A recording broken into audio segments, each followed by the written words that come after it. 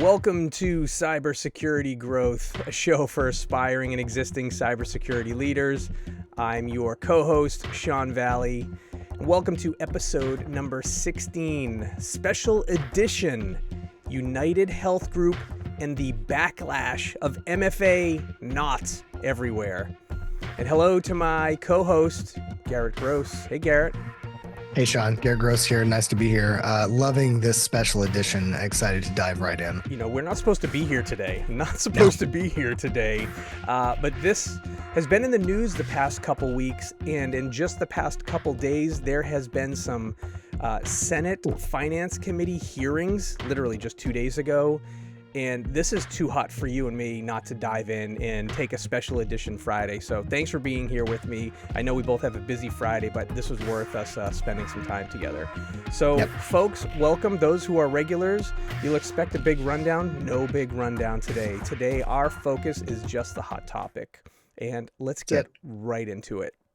So to give an overview, and there's a couple places on the internet where you can learn a little bit about this. The AP News, apnews.com has a big article around this. What we are talking about is Change Healthcare, also known as United Health Group, UHG, goes by a few different names, suffered a cyber attack a few weeks back. And there have been lots of rumblings of what actually occurred, what was impacted, and what were some of the outcomes. And now the outcomes have been published in the news. There is a Senate report that is publicly shared. And so what I wanted to do is go live and talk about some of the outcomes we have read so far in these reports and how this is making us feel. So United Health Group, let's just talk about them for a minute. I don't even have their details in the rundown, but I can speak to them because they are one of the major insurers, health insurers in the United States. If you are an employee of a company, had United Healthcare, if you were an employee in the United States and you've had a few different jobs, you've likely used UHG Health as your insurer. You know, there's handfuls of them around. This is one of the big ones. It's at a lot of companies in the U.S. Is it wider than the U.S.? I don't even know. I don't even care right now. I'm just focused on the fact that these guys are one of the biggest healthcare insurers. So what does that mean? What type of data does a company like this have on me? All the medical stuff, all of it, like all the medical stuff about me, my direct family, all of our information. Okay. So they were hit with a cyber attack, and here are some of the things that have now been confirmed. All right. We're not going to talk about the speculation that has been out there. Oh, Garrett, what do you got? I was going to say, first of all, just to show you how huge of a company this is, they paid a $22 million ransom and didn't really make a fuss about it. So can you imagine the average corporation paying out a $22 million ransom? That would cripple most people. This was just like That's crazy. It's crazy. So we know who they are. We know the kind of money they threw to a bad guy. And so these are the things we know for certain. UHG and also change.org, Change Healthcare. So there's all these different names. So UHG is a healthcare provider, right? We already established that, but change.org and Change Healthcare is also a back-end payment processor for a lot of different health groups that aren't UHG. So you may have UHG as an employee of a company, but your primary care doctor, who may or may not have anything to do with your company's insurer, could also be using this as a payment process. You have to pay, when you go to the doctor and they send you a bill, your copay or whatever you have to pay after a doctor's appointment, any doctor, whether it's your primary care, specialty. And I'm saying this because we all know what I'm talking about. Like you go to a doctor, you pay a copay up front, and then they often send you a bill for the rest of the stuff that your insurer doesn't cover. And if you're a person who pays online, a lot of the payment processors behind that is Change Healthcare. Change.org. It's the processor behind that. And so for many people, we are on like week 6 or 7 or maybe 8 who have not been able to pay their bills online because of this cyber attack that took this whole platform of systems offline. What do you got? I was going to say, before we go into that, who here thinks they know what the culprit was? Was it a 0-day vulnerability that, the No Such agency hoarded for years and it got out? Was this a an attack from a foreign entity that was, uh, leveraged over months of time. Sean, what could the culprit have been here? Surely this was something that was totally not preventable. Well, the CEO said in a Senate hearing committee on May 1st, we're 2 days ago, uh, that the the breach, this ransomware that was, how did it occur? It was on a system that did not have multi-factor authentication on it. Username and password only. Bad guy got access to the password, and game over. We're done. That was it. That was the end. Just like that. So one of the most basic, and I argue when I talk to people that it's the most basic, just turn on your MFA, your Okta MFA. And if you feel like you're a little uncomfortable about this, start a project, make it fun, call it MFA, all the things, MFA everywhere, and get people to socialize around, like, hey, where do we not have MFA? Oh, hey, our finance app doesn't have MFA because it doesn't tie into Okta or the Microsoft platform. I think we talked about this in our last show. Week, we just That's like one of the fundamental pieces of starting your security program is MFA. It's so easy to roll out. In a lot of cases, you can get users to self-enroll MFA. You don't even have to do force this or push it out via policy. I mean, it's a very easy control, and it is so damn effective. It's so effective. And I'm looking at the Senate hearing report.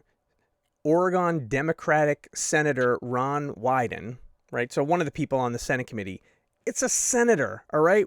Not even a cyber nerd like us dorks here on this this not podcast even right like now. Someone on like an IT panel or something. This senator says to the CEO of United, this hack could have been stopped with Cybersecurity 101. I'm like, damn it, friggin' senator really? Understands the absolute basics of how simple this is. And here we are. Yep. So yeah, in this, one system didn't have MFA on it. And think about it, as an IT person, as a security person, this can happen. You've got a Active Directory domain controller. It's been kicking around in the office for years, decades now at this point here. And you're like, yeah, one of these days we're going to end of life this thing, shut it off, move all of our stuff to the cloud, but it's still there. And that system's not behind like the main, identity system. You don't have MFA on it. That is how you get yourself owned. That is how this stuff happens. It is that absolutely simple to protect and that absolutely simple to get completely owned.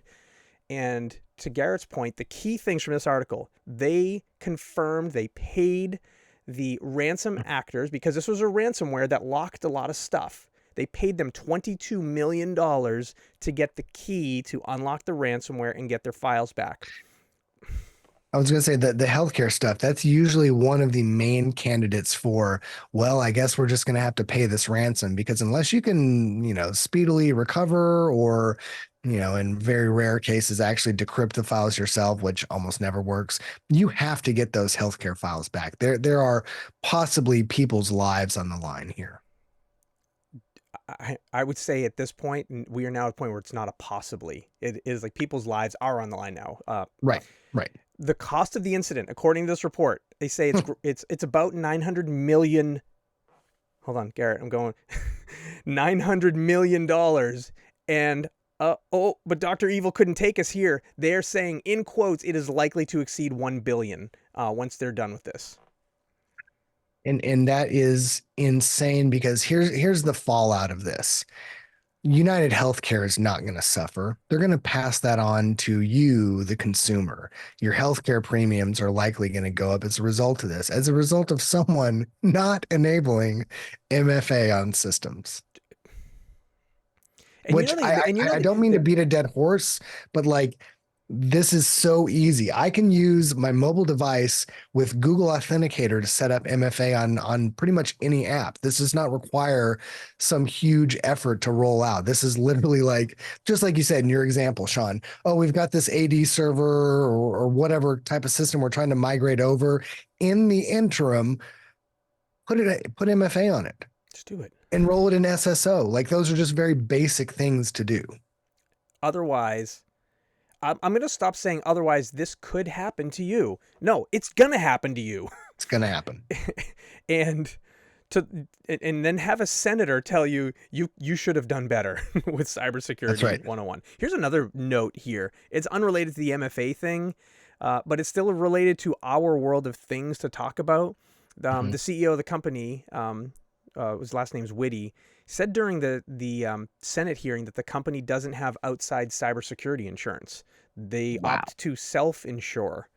We're going to have a show on one of these days around cybersecurity insurance. We'll have a whole dedicated show around it when we are ready for it.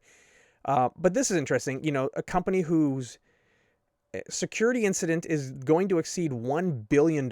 So I actually don't know what UHG is worth. I don't know like how much the company itself is worth, but if the incident is going to, go above $1 billion, so they're probably worth a whole lot of money.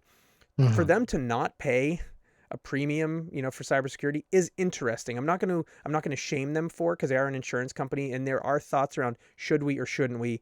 Cybersecurity insurance exploded in 2020 to 2023 because of ransomware. That's right. The premiums like doubled, tripled. I saw them go up 50%. I was at places where in years prior to that, I actually didn't even get involved in cybersecurity insurance. The finance team took care of it all, and I was never even brought in, where I became a primary person demonstrating evidence of what we did and didn't do to insurers, and for them to decide how much they were going to spend, they were going to charge us for insurance. This is just an interesting point. We will definitely come back to the fact that they chose not to use cyber insurance, which means this is all money that's coming out of their pockets, or as Garrett, as you said, our pockets, the consumer. Probably your pockets. Yeah. So here's my question to you, Sean, as a self-admitted cyber insurance, neophyte. I'm just I know about cyber insurance, but just not to the degree you do. Would this be a candidate to where, since this was kind of a misconfiguration or a negligence type thing, would this be a possibility that the cyber insurer wouldn't have even paid out? It is a high possibility they wouldn't pay out. Yeah, it's a good question. If you think about in any insurance, like the underwriters look at things when there's a claim, they bring in the legal team, because ultimately no insurer wants to pay out a claim ever, right? They don't want to. No. Otherwise it's more money out of their pocket. So they would look at the underwriting, and then most likely if they had insurance here, it would go to court, because the insurer would say you didn't have. Because I'm sure they checked the box and filled the form if they had cyber insurance and said, "Oh yeah, we have MFA," because I'm sure United Health Group has MFA. I'm sure they use, one of those identity providers, have good SSO and MFA. I'm sure they have it. But the title of this show, not MFA, right? You need to MFA all the things, and that needs to be a push and a focus and a dedicated effort, or this is going to happen to you. Bad guys are just going to sniff for your machines on Shodan, find your machine, find out, the details of it, and they're going to start sniffing for user creds wherever they can, and you're doomed. Well, and that happens all the time. I'm not confirming nor denying that I have a Facebook account, but I get, resets. Password resets. Password reset emails all the time and things of that nature. And even if for some reason they were able to guess a password, I have MFA on that, so I don't ever have to worry about them logging into my account unless they're to somehow compromise my mobile device, which at that point you're the target of a pretty sophisticated attack, and you should probably just, move to, somewhere else and crawl into a cave and hide out. But, it's, again, I keep going back to this. In the kind of analysis of effort versus reward, MFA is at the top right. It is one of the easiest, one of the most effective things you can do to protect yourself against compromising your credentials. It's so simple. Yeah. It was one of the reasons why I said we have to go live today. It wasn't because I wanted to be a news reporter and tell the news. I just want to make sure our peers, our friends, anybody who's listening, if we can get one person to take away from this who says, we use MFA, but we don't have it everywhere, which is what just about everybody will say when they really kind of peel back the blooming onion, right? They don't necessarily have it everywhere. If we can get somebody to pay attention to say, I need to have a project start right now, this minute, this month, this quarter, called MFA everywhere, MFA all the things, and you just start peeling the layers back everywhere. Your AWS, your GCP, your Azure, your HRIS, your everything. All these things that may not be tied in the easy, to the easy button of MFA. That's where the bad guys are going to poke. I would go one step further and I would say enable MFA on anything that you can possibly enable MFA on, because, and this may be a teaser for a future topic of our larger show, when you start to layer in defense across like applications, you say, oh, well, these critical applications, we'll put those on SSO, but we won't do that for the other ones.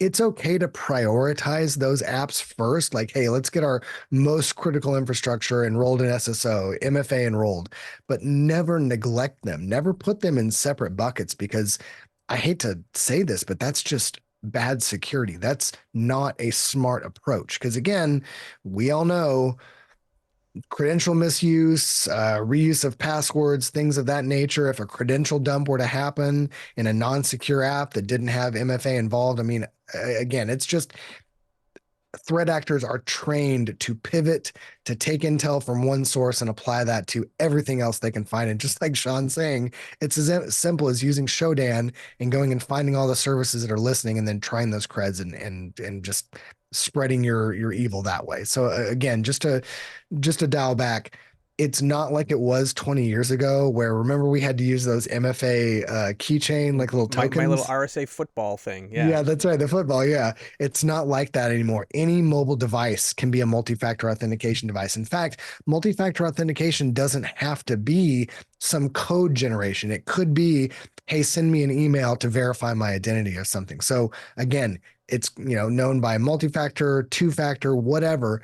Have a secondary way to validate your identity to prevent this type of breach. It's, again, so simple. I feel like that's the whole show, is just us saying, please do this. Please do this. Yep. I was thinking about examples. You were saying like all applications, because I was highlighting like the core enterprise corporate applications. But say you're a shop who uses Zoom. Well, the Zoom has an app store of like stuff you can plug into Zoom, right? Those are That's all right. third party tools. And then there's stuff like outside of the Zoom, and everybody has like this, third party AI plugin now. Like, they have theirs built in, but then there's like third party companies popping up everywhere with AI stuff. And then next thing you know, someone's got a cool AI tool plugged into your Microsoft 365 environment or your Slack or your Zoom. Like, we can just go through all the things. Those need to be included in this, because those get tied to your corporate solutions, these cool little one-offs. So everything, right? It's Everything. it's just simple. And people say, well, is what kind of, Gary, you highlighted a couple things. We're so used to like the numeric based rotating number MFA, and then there's also like Okta and Microsoft have kind of like the the yes no confirm this was you message. And then obviously there's the old one, which we've told people for years, stop using SMS. But if you happen to have a system that's, I don't think they exist very much anymore, but let's say you have an old like operating system that you haven't fully updated yet, and it's not not built into the new systems. SMS is better than nothing. That's right. SMS is better than nothing. If you're on SMS now, I would argue get all your other stuff on MFA and then come back and if like order priority. If you've got a text-based multi-factor on something now, get your other stuff on MFA and then upgrade the text-based, the SMS to something a little bit harder. Yeah, because again, it's not a matter of which ones we're going to do, which ones we're going to not. It just may be a consideration of which ones we do first, and that's okay. Prioritization is fine, but again, just don't neglect it. Don't fool yourself into thinking that I don't need to enable these security controls on these less secure apps, because I can tell you, as an attacker, that's what I'm going after. I'm going after these apps that you forgot about, these ones that you do not feel are less secure, and then use that stuff to pivot and move laterally and escalate my privileges so that I now have access to Okta or whatever solution I can use to gain entry. Yeah. Hey, security folks, go find one of the news articles. apnews.com is one that I was reading just recently. Go find the Senate hearing committee, use our video, use our audio here, bring us to your IT team, your IT leadership, and, have that deep conversation. Like, where are we missing? Where do we have gaps, and get them solved, right? Help the teams, help your organization not do what UHG is dealing with right now. That's right. Garrett, anything else before we wrap it up? I would just say, like, I know there are some situations where you might have a software let's say software suite. I sound old, and an application to where SSO is only available in the premium tier. very few and far between do I see that MFA is not available in all tiers. That should be a mainstay for the software. If you find that you have to upgrade to the pro version to get MFA, you should complain to that software vendor and say, well, this is a bad idea. SSO instrumentation, I think, requires a little bit more. I know that because I've had to build that kind of stuff, but MFA is a very simple utility to add into any piece. So again, that should be available for any application you're using out there. And if you're not, then maybe that's a decision of, should I still be using this application or not? Yeah, it's a good one. All right, we're going to wrap this thing up. Cool. Hey, everybody, I'm Sean Valley, creator of the show and the music you hear on Cybersecurity Growth. You can find us at cybersecuritygrowth.com or find all of our shows on the blog at cybersecuritygrowth.com/blog. You can find me on all the social places, either under @Sean Valley or @Cybersecurity Growth. If you like the show, please tell your friends. If you hate it, tell the guys who are dropping ransomware everywhere. We want everybody to check out the show. Absolutely. Yeah, please do that. Garrett, I know you don't do the social media very much, but where can folks find you? You can catch me on the bike trails, at the swim centers, maybe at your local natural grocer, things of that nature. I try to catch Garrett like when he's doing laps in the pool, but it's a little bit difficult. He's kind of like faces in the water most of the time. I'm pretty quick these days. He's pretty quick. This is a special edition show. In the show, we covered United HealthGroup and the backlash of MFA not everywhere. We are live on Twitch every other week. Fridays at 1:30 p.m. Eastern, 10:30 a.m. Pacific, and 6:30 p.m. GMT. And we're in your pod feeds a few days later. We want to thank you all for joining us on this special edition of Cybersecurity Growth. Garrett, thank you for joining me. Appreciate it. Thanks, everybody. We'll see you next time. Take care. Thanks, folks. Bye.